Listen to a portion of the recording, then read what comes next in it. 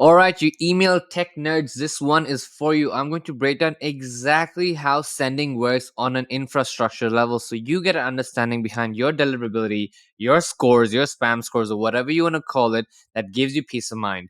So buckle up because this is going to be a little technical, but I'm going to try my best to keep it as straightforward as possible for you. So, anyway, let's kick off. The agenda of this is going to be just three very important things. One, what is IP signatures and their explanation? Second, spam traps, and the third thing is spam assassin and its explanation itself. So let's jump into the first point is together. What is IP signatures? Now, IP signatures are in effect basically digital signatures that are added to an SMTP trail when a message is being relayed across different SMTP networks. Now, what does that actually mean? So, Smartly is a sending email platform. That means we go ahead and attach onto your Gmail, Outlook, or whatever other mailbox that you connect to us, and then we send messages on your behalf. We are not the originators, we are simply the sending engine that uses automation to send messages on your behalf. However, since we are sending messages on your behalf, we do have somewhat of a digital footprint, especially when using the SMTP protocol behind an SMTP network. So, now, as some of you know, Smartly goes ahead and works in a policy where we allow for warm ups to happen because we are quote unquote not a verified email software with respect to Gmail. The same applies to some of our competitors as well, and it doesn't apply for some other competitors. Basically, what this means is we didn't pay the $80,000 that you need to pay to Google to go and get yourself verified, which that happened about February 2022. And that was when the whole GMAS thing came into place, where GMAS got delisted for warm ups. And I mean, a lot of respect for Ajay and the team. But now, coming on over here, what does that mean? Whenever a platform, especially if you're using Smartly and you're watching this, when you have to add a Gmail account, we actually ask you to go ahead and add it as an internal application. This allows us to sort of allow for us doing an OAuth process, because OAuth is a lot more secure than just using the normal two-factor or secondary application password process that Gmail has, because it leads to a lot more disconnects, and that's the SMTP side of things. However, internally, we are still using their SMTP protocol to send messages. So, now with that being said, I have gone ahead and done tests across a few platforms. I have tried my best to redact their names, so I just removes a lot of the noise, right? So we've got one of them which is SmartLead, and two of them which are competitors' alternative tools to SmartLead. One of them uses the same protocol that we have, which is very popular, and a lot of you probably know. And another one is also popular, but uses the actual Gmail API. Now, here's something for you to go ahead and see. And just for reference, the emails were not sent as a test email or anything of the sort. They were actually sent as actual emails as part of the core campaigns. So we have a very fair test. So the first thing I'm going to do is I'm going to search for something called received by. Let's say received by. Okay, received. That's all we need. So when we go over here in the receipt, what you need to understand is the email headers effectively works as a top to bottom structure. That means bottom to top. Sorry. That means if you're reading from the bottom to top, that is the exact experience that the email goes through from the time of origination until it lands in the lead's inbox. So this is where the copy is. This is received by this particular SMTP network. This is a source. It's going to verify the DKIM signature. It's going to do some authentication of the SPF records, and then it's going to go to the actual Gmail server. This is the Gmail server, and we'll prove all of that very, very quickly so you have a sense of understanding. Because again, the whole point of this session over here is so we go dive straight into these things over here. Cool.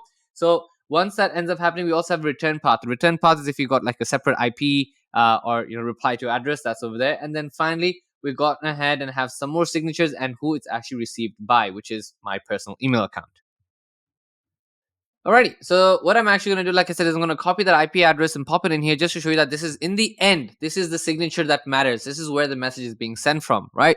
So we pop it over here, we put that into what's my IP address. We can see very nice and clear that that is actually directly from Gmail, California, Google LLC. Cool, so we're happy. We know that is actually going from Gmail itself. That's what we expected.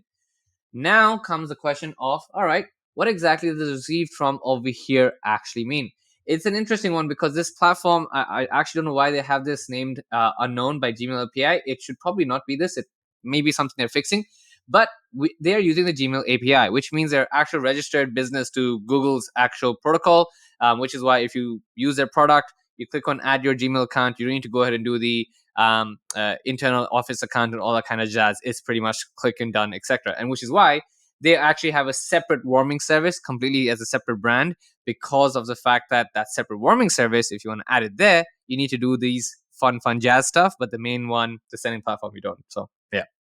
So that is basically what we have over here. And if you want to assess some of the pieces of puzzle over here, don't need to worry too much about it. But effectively, we're doing a bunch of authentication checks. We're doing a DKIM check. We're doing a bunch of we got Google's own DKIM check, and effectively confirming that this message is originated from the very server that it's meant to originate from, and it cross checks on a DNS level that the message is actually signatured the right way. So therefore, it's the originator, the sender, they're all good to go, and it's meant to be sent from the right person. So we're happy over here. So if someone receives this, it's not a spoof, because the DKIM, DMARC, and SPF records check up. Well, I don't know, they don't have the DMARC over here, but we know DMARC is a derivative of a DKIM and SPF policy to ensure that the origination and signature signing is right.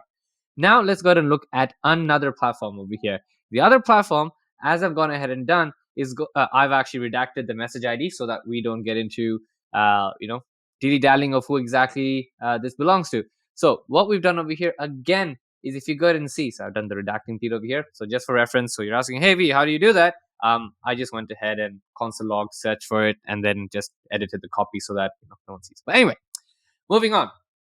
Coming back over here, as you can see, same sort of context, right? Message sent, received by the actual SAP, the SAP's API or SMTP is sending that message, then that goes to the entire DKIM, DMARC, and SPF record check to confirm that it's actually coming from the particular place, and it's a permitted sender, right? The SPF record, the sender policy framework, is checking to see if it's a permitted sender. It's whitelisting the domain, right?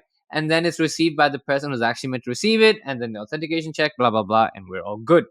Now, as you can see over here, even in this tool, the IP address is still listed. So if I go ahead and check this little bad boy out over here, and we do the same thing that we did just a few seconds ago and put that into the what's my IP address, you will see that this is also pointing to Google LLC, but the host name is an IP that is GA, which is a Google Application Engine. So a Google Application Engine, or GApp Engine, is basically a serverless application equivalent to AWS's EC2 or compute infrastructure, right? So Elastic Cloud Compute Infrastructure.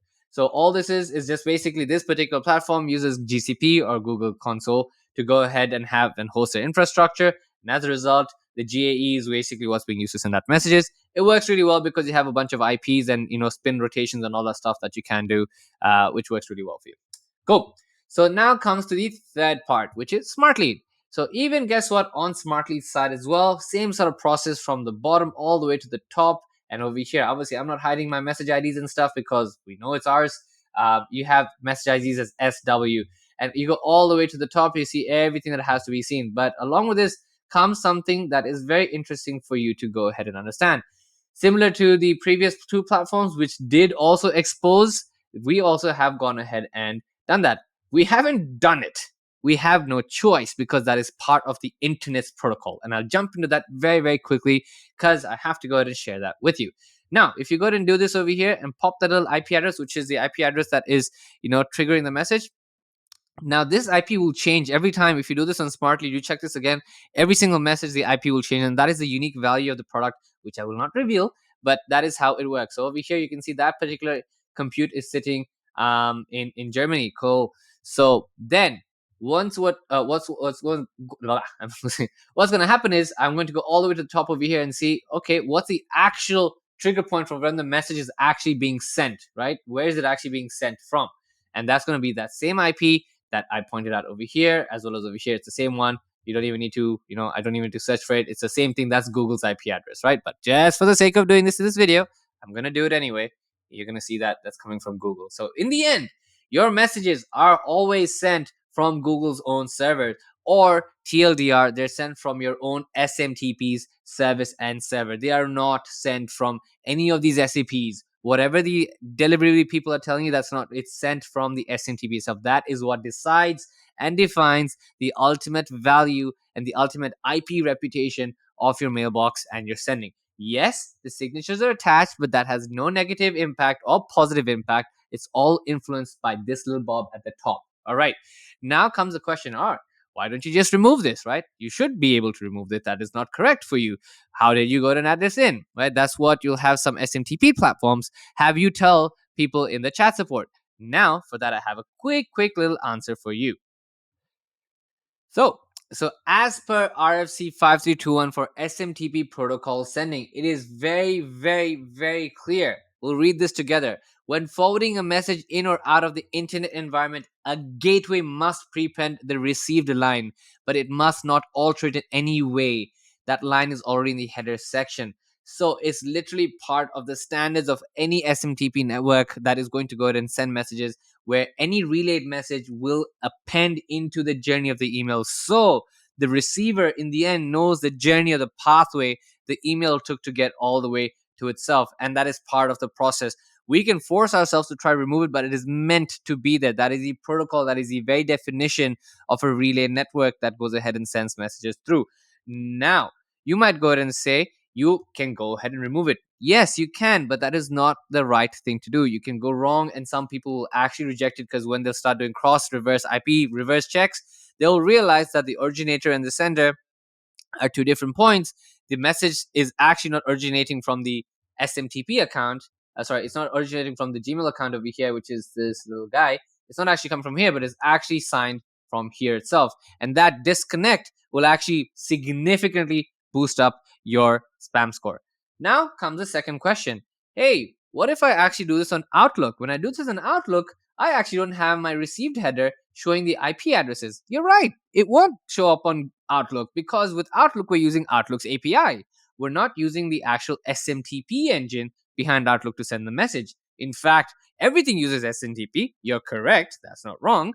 But in these ESPs, we're using their APIs to send messages. Just like this competitor over here with their signature with Gmail, they're using the Gmail API. Internally, it's an SMTP protocol. Everything's SMTP. Internally, it's SMTP, but they're using Gmail's API. We're using the same thing with Outlook. So if you go ahead and do this same test on SmartLead, you receive an email that is from an Outlook account you've connected to SmartLead, and you go ahead on the receiver side, you will actually not go ahead and see this. You will simply go ahead and see that it was sent by Outlook's or Microsoft 365's API because it's part of the protocol that we don't need to include it there. It is only when it relays through an SMTP network or an SMTP protocol is when it needs to be included. So hopefully that makes a bit of sense. Now take a bit of a breather because like I said, this video is technical. There's a bunch of stuff to go over and we're going to carry that on in one quick jiffy. So the second thing I'm going to speak about is with respect to spam traps within the warm-up pool. It's a nice little peddling story that some people tend to push out, but it's absolutely fair and fine for you to go ahead and do so if you're selling your own deliverability or warm-up network. However, just to put the jokes aside, to explain what spam traps are basically people who go ahead and add mailboxes into networks or leads and data sources that you pull out from Outlook or Apollo or any other software where the messages are usually not verified. And usually this is like sales at domain.com or info at domain.com, and you don't do that check. And usually they're really smart. They go ahead and pass the email verification side for where these email verification softwares are used because most email verification softwares are just doing a ping check. They're not actually sending a hardcore message. They're doing a ping check. Sometimes they're even more lazy. They don't even do a ping check. They just get to see if the domain exists in the mailbox. And then what ends up happening is some platforms take it a little further in terms of verification, Lead Magic being a great one.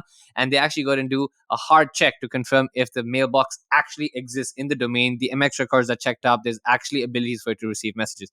And there's a third layer where people actually physically send a message. In that case, you can get to pick up things like mailbox being full, any internal catch-alls, and so on and so forth. Now, spam traps are basically people who, if you don't clean your leads perfectly and you send message to these spam traps, they will directly correlate back to block lists, which are public networks or open source networks that ESPs like Gmail, Outlook, and so on and so forth collaborate with to effectively list yourself or delist yourself in terms of being a bad sender because you have not followed certain spam policies. So what's the fix? The fix is super simple. Validate, even though I just said some of them pay for a good, expensive validation tool. Once you pay for it, it will actually go ahead and help remove this from your lead list. Then, addressing the question about how Smartly is going to have that handled, we already have it handled quite well and we continue to make it better. We actually have two separate verification tools that we don't pay for. We don't own and we pay for, that does two checks at two separate time zones each and every single day to confirm if the entire pool, that's over 800,000 mailboxes at this point in time, that's growing quite aggressively, to confirm if there's any spam trap or any basic honeypot inside of there by doing this check. And we remove them immediately, as well as block their entire user account to ensure it doesn't happen ever again. So that's how we manage it. Is it perfect? Maybe, maybe not, but we're always going to try our best to make it even more better. So, and that's the case is going to be in any warm up network in the world. But beyond the warm up network, you want to make sure this is also protocoled in your lead list verification. Now, the third thing, we're going to speak about something called Spam Assassin and its overall extrapolation and how it affects and impacts. Because I bet you're using an email deliverability tool like a Glock apps, like a email acid, or you're trying to use litmus tests. There's a ton of them out there that let you do email deliverability placements, and they all end up working towards a singular protocol that is very, very, very famous. And that very famous thing I'm referring to is effectively Apache's Spam Assassin that was released as a protocol and an open source network in 2001. So a lot of these tools, like you take Fastmail or your usual Gmail or private email server from Namecheap, all of these tools or any cPanel tools usually end up having Spam Assassin as part of their offering, is the way they offer it into their cPanel. So you can go ahead and customize and basically create your own spam filter. Now, do note, even when you do these deliverability tests, these tools all have, majority of them have Spam Assassin, and there's actually enough documentation that Spam Assassin provides themselves in terms of who uses them commercially, who uses them for open source, and so on and so forth. So if you're really bothered, you can actually go ahead and search for it and figure it all out of yourself over here with the companies that use them and so on and so forth. Most of this is sitting on Confluence, but yeah, you can go ahead and see everything you want, and it'll give you all the data. It can be a mouthful. There's a lot of energy that was spent into this from our side. I get you may not care about this, but if you do, it's all here for you. Now, where does this actually come into play?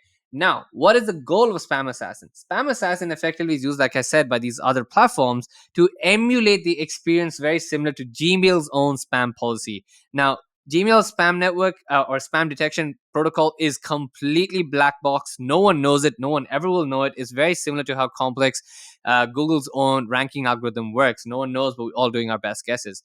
So you can actually go ahead, and the cool part about Spam Assassin is you can go ahead and configure it to match and work with your own wants and needs. And that means you can actually train it to decide what is defined as spam for you and not defined as spam for you. So it's almost like a trainable, nice little model there. Now, in the context of spam, one really important topic I want to speak about is basically the Bayesian filter or the Bayesian algorithm. Now, if you're a comp sci person, you're an engineer over here, you know this from your probability days in university, you thought you're never going to use it. Guess what? It's actually used, it's actually popular. Now, let me try explaining the simplest term what the Bayesian probability algorithm actually means. So the Bayesian algorithm basically comes from the Bayes theorem, which is just a fundamental concept of probability. In its shortest format, it goes through the principle of prior probability. Now, without becoming a math example, all it's basically trying to do is say prior behavior helps me determine the possibility of this reoccurring again in the future. So I'm going to use the past to help define the future in terms of what it means. Now, how does that fit into what we're speaking about in general? So a lot of these tools end up having a Bayes score or a Bayes algorithm that helps you define what a spam score is, and that is purely subjective to that tool that you're using to then define what exactly is a spam score or not a spam score, right? So that's all there is to it over here. So you're basically looking at three concepts. Like I said, you're looking at your prior probability, which is before something happens, you already have a sense of belief that that is already going to be maybe spam or not. That's how you're working towards. And then you're working towards the likelihood concept, which is when it does actually occur, what is the likelihood that that thing that has you thought about, maybe I observed an email that had the word money in it, and the last time that word showed up in an email, it was in spam. Now, the second time this word shows up in an email of mine, what is the likelihood that is going to end up in spam? So what is the possible option that's going to happen? So the likelihood is probably going to end up in this particular spam folder, but maybe it's not just money as a concept that is a word that's causing it to go to spam, but it's a combination of different words or the way it's formatted with the dollar sign that's causing it to happen. So that's where the posterior probability comes into place, which is basically what's going to happen as a result of using prior probability and Bayes theorem to define that during this belief cycle of yours, because of what you've learned and the likelihood of what has happened in the past, is this actually going to be considered a spam message or not? So hopefully you got a sense of what I was trying to say over there, but I'll go ahead and also share enough guides for you to get a sense of it. So let's just take a nice little example over here from Technopedia, right? What the Bayes filter is basically trying to do is taking probability on certain words. Like, for example, it learns to identify certain things and moves it to junk. So if you use to say, Viagra is good for you, as applying to like likelihood of certain functions or filters, then it's going to go ahead and change it. So if you just put the word Viagra, for example, it's going to have a certain concept versus if you put Viagra is good for you. So it's a very different combination of sequences that's going to work towards define what is spam, not spam. Now, again, I want to be very, very clear. The Bayes algorithm, Bayes filter is very specific to each spam assassin instance that is created. So if you go ahead and send an email to a lead that is using, I don't know, Fastmail, that has its own versioning and model of spam assassin, versus if you send it to something using Namecheap's private email that has its own version. So what lands in spam over here may not land in spam over here. As we know, that's the same case with most of these accounts with Gmail and Outlook. It's all very subjective. So now, with that being said, I just wanted to show you. I did a super simple test, right? I use this tool called Mail Checker. Like I said, there's 100 of them out there. There's acid email acid, and there's litmus test, and so on and so forth. And they all vary whether they want to agree or not. Most of them probably use spam assassin at the back, and you can tell that because of these little thingamabobs. Is when you get the responses, you see the copy looks quite um, fancy or pretty looking. So these things are basically going to tell you what is the potential of your score or not. So I actually didn't do anything fancy. I actually used one of my company emails that I had for like the past 2016. So 8 years to send out a message. And I'll show you how ridiculous sometimes these spam algorithms can be, right? So according to this thing, I've got two spam phrases. You can pause this and guess what you think I sent in the email that makes this think it's a spam message. Supposedly the word business and the word chance makes it think that it's a spam message. So, like I said, take all these things with a pinch of salt. It's not always an individualistic approach. Supposedly these two things are what's causing, and just for reference, I'm going to refresh over here. So, I'm not just like, I didn't, edit the HTML or something. So refreshed it. And as you can see, it's business and chance. So, take these things with a pinch of salt. Your best bet is actually your campaigns that are sending out messages, or use tools like Clock Apps or so on and so forth, and work to the actual deliverability. Has it actually landed or not landed in a particular mailbox? Don't put yourself through all these scores and mechanisms, because there's all these tools that will give you a bunch of different responses. None of that matters except for the fact that it's actually landed in the mailbox or not. I actually just want to show you some other sort of common data points you'll see some of these deliverability people sort of share, and they're all from Spam Assassin. So don't get wowed by whatever is shared. It's all the same thing, right? So that's referring to basically a block list. That's referring to the spike effectively in terms of the reputation, so on and so forth. What this is trying to do is ensure that you don't have, the free mail, you're using a Gmail or Outlook or whatever is the case over there. It's checking your DNS, DMAC, all that stuff checks. It's checking to see whether you're sending from an actual Gmail account. It's going to confirm whether your headers are correct over here. It'll probably go and do a reverse IP check at some point in time. It hasn't done this over here, but it'll probably do that as a check. And in these lists over here, it'll also go end up having like a base score. It'll also end up having other metrics, like I said, reverse IP and so on and so forth, to confirm whether these scores together add up into whether your mail lands in spam or not. So that is called, I think it's called the XPAM headers. That's or XPAM score. Sorry, that's what uh, this particular tool, which is which I'm losing my train of thought over here. Spam Assassin. Yeah, that's what Spam Assassin goes ahead and sort of accumulates as a score. And their whole point is if it's above 5, it moves to spam or not. But guess what? Even that's not true, because you can actually configure whether you want your spam score to be as a threshold to be above 5 or not. If you say, hey, I don't want my spam score to I don't want my email to go to spam if it's greater than like 7, you can actually change that, so it's perfectly fine. So what's the whole point of everything that's been shared over here? I just wanted to give you a bit of a deep understanding in terms of how and what actually affects deliverability in terms of a spam management and spam infrastructure. So you need to look at all these concepts and principles when you're trying to decide whether your email is validated or not. You want to make sure your basic checks are done. You want to go ahead and add some emails. You want to clean your leads. You want to make sure your mailboxes are also fine. You want to make sure the domains of your mailboxes are not blacklisted, which then comes to the final point I wanted to speak to you about. Hey, I just bought a domain and I added it to the warmer pool and it's automatically blacklisted. Why is that happening? Guess what? That's happening because you got blacklisted on the DNS level. What that means is usually DNSs sometimes, I won't name who, but it starts with name and ends with something else. Most of their domains that are purchased from there are automatically blacklisted by Spamhaus. So the second you buy it, it's blacklisted on Spamhaus. So what that means is usually they remove it in 30 days. I think it's just a protocol that they got into a bit of trouble. It's a protocol where if you buy the domain and you start sending messages, it's just a way to, it's like a safety net. But in 30 days, we've seen it automatically get removed. You can also message namespace that company to go ahead and get you removed from that particular um, blacklist. But I can actually go ahead and even prove that point. So I went and bought a domain literally a few moments ago. It's called Smart Lead Engage, right? It's not in any warm up, nothing, none of that jazz. Like you can actually go ahead and look at the MX records if you want to check it out. We're actually using it with another tool to go ahead and send engagement emails and so on and so forth. You can actually see it's already listed in two particular, and like I said, Spamhaus, right? It's already listed in Spamhaus, but it will be removed from it. So if you buy any domain from a DNS provider and it automatically is blacklisted, it's kind of sometimes normal.